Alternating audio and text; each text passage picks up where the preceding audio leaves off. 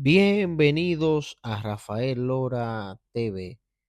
Mi gente, en esta ocasión estamos grabando el peaje del kilómetro 32. Así que si te gusta este contenido, no te olvides darle un like, pero sobre todo compartir con amigos y familiares.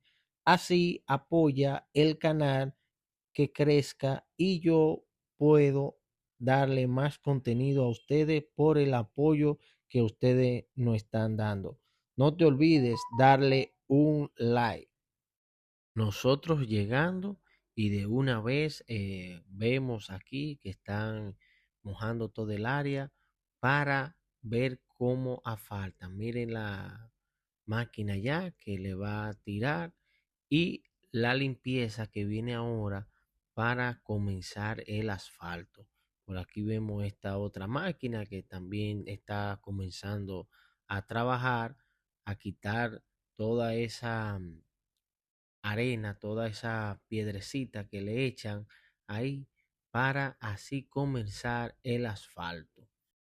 Este nuevo peaje tendrá 22 carriles, 11 de los cuales serán habilitados como pasos rápidos y 11 para pasos normales. La nueva estructura contará con un sistema de alta tecnología que hará más ágil, segura y precisa la circulación de los vehículos que transitan por esta vía. Por aquí vamos notando todos los avances que ha tenido toda esta zona por aquí del peaje.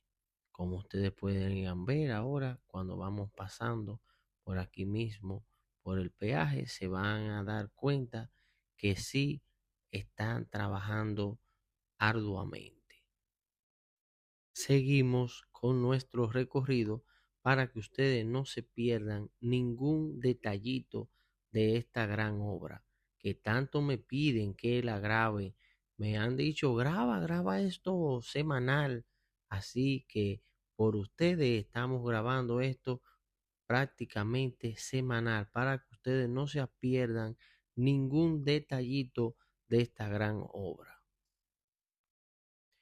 Ya la parte de la oficina administrativa está en la fase de terminación del edificio y falta la colocación del sistema eléctrico y del cobro automático de los 22 carriles.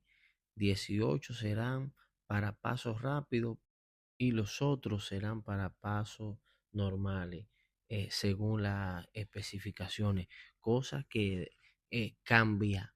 eh, Primero dicen que sería una cantidad y luego dicen otra. Hay que esperar hasta el final a ver cómo es que se va a hacer.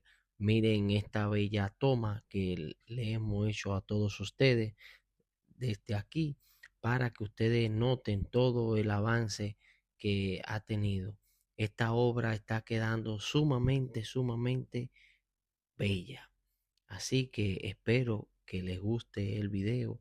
No te olvides de regalarnos un like y suscribirte si no te has suscrito al canal de Rafael Lora TV. Espero que sigan disfrutando el video y yo lo voy a dejar aquí con una musiquita como siempre.